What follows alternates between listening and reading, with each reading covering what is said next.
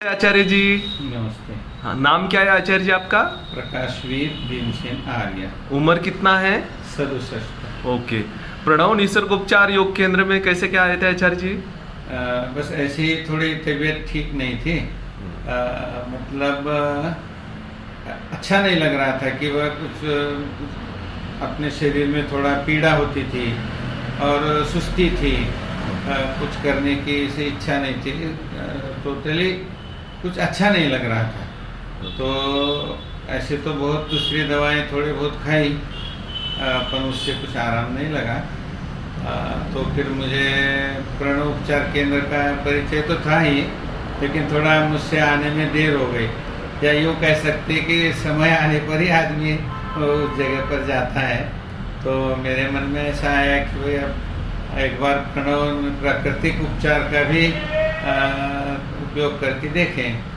तो इसलिए मैं यहाँ पर आया और लगभग 10 दिनों तक उपचार मैंने यहाँ पंचकर्म लिया और अब बहुत अच्छा लग रहा है।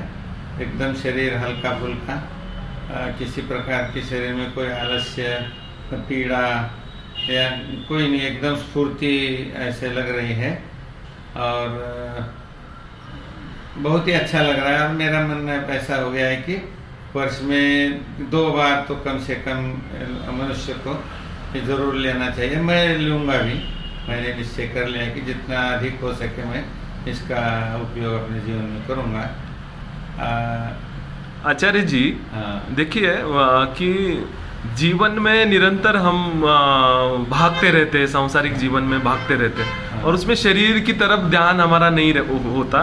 तो ये जो चीजें हैं निसर्गोपचार बोलो कि एक शरीर की शुद्धि है, और शुद्धि जो है निरंतरता, यानी हमारा एक तो दिनचर्या ऐसा होना चाहिए कि शरीर खराब ना हो, और अंतराल से बीच बीच में अगर हम पंच तत्वों का यूज करके अगर शरीर को शुद्धि करते हैं तो बहुत सारी बीमारियों से भी हम बच सकते हैं, हम दूर रख सकते हैं बीमारी को। और निरामय जीवन का जो हम प्रार्थना करते हैं वैसे जीवन हम जी सकते हैं। तो इस परिवेश में, आज के परिवेश में ये चीज़ों का आपको कैसा लगता है कि बहुत ज़रूरत है, या ये कैसा लगता है इसके बारे में? नहीं, इसकी तो बहुत ज़रूरत है, या ऐसा कह सकते हैं कि यही ज़रूरत यही है। बाकी तो बातें जो अनावश्यक आदमी कर रहा है आजकल, उसका जो जीवन पद्धति है जिसे लाइफस्टाइल बोलते हैं, और खान पान बहुत ही बदला है, उसको कहने के बजाय बिगड़ गया है, और जिसके कारण वो बीमार हो रहा है। और शास्त्रों में कहा ही है कि शरीर माध्यम खलु धर्म साधन। तो सांसारिक और पारमार्थिक उन्नति के लिए जो साधन हमारा शरीर है उसका स्वस्थ होना आवश्यक है। तो इस कारण से बाकी जो अन्य पर्याय चिकित्सा के उपलब्ध हैं उससे तात्कालिक कुछ मिल सकता है, लेकिन उससे पूरा आराम भी नहीं होता और उसके दूसरी भी हानियाँ हैं। तो उसको ध्यान में रखते हुए मनुष्य को निसर्ग चिकित्सा उपचार की बहुत आवश्यकता है, और सभी को ज़रूर इसका एक बार लाभ लेकर देखना चाहिए। तो उसके लाभ मिलने पर आप उसकी आस्था भी इधर बनेगी और फिर वो बार बार इधर आएगा और स्वस्थ होगा। एकंदरित आप इस उपचार से समाधानी हैं? हाँ बिल्कुल। अच्छा, मुझे ऐसा लगा कि बहुत देर हो गई। मैं परिचित तो था, मगर केवल आलस्य के कारण ही बस ऐसे ही आ नहीं पाया, और अब आया। बहुत अच्छा लग रहा है और आगे भविष्य में मैं निरंतर संपर्क में रहूँगा।